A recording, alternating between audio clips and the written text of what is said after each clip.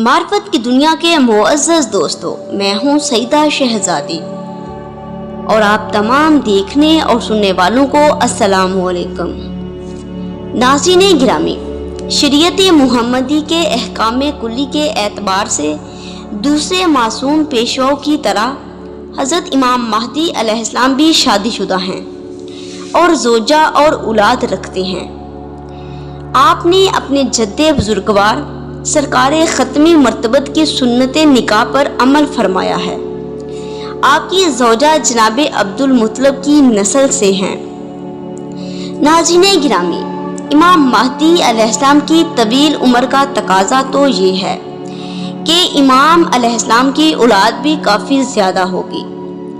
इमाम जाफ़र सादिक अलैहिस्सलाम ने फरमाया कि इमाम महदी अलैहिस्सलाम के लिए 2 गैबतें हैं, जिसमें से एक गैबत इस कदर तुरानी होगी कि बाज़ लोग कहेंगे कि वो आए थे और चले गए। सिर्फ और सिर्फ हक वालों की बहुत थोड़ी तादाद अपने ईमान पर बाकी रहेगी।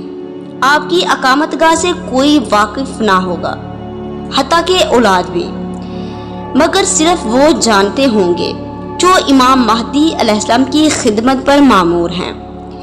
इमाम जाफ़र सादिक अलैहिस्सलाम की इस हदीस से ये बात साबित हो जाती है कि इमाम महदी अलैहिस्सलाम की औलाद है और ये औलाद दरियाओं के किनारे आबाद है और वहाँ के हाकिम वही हैं।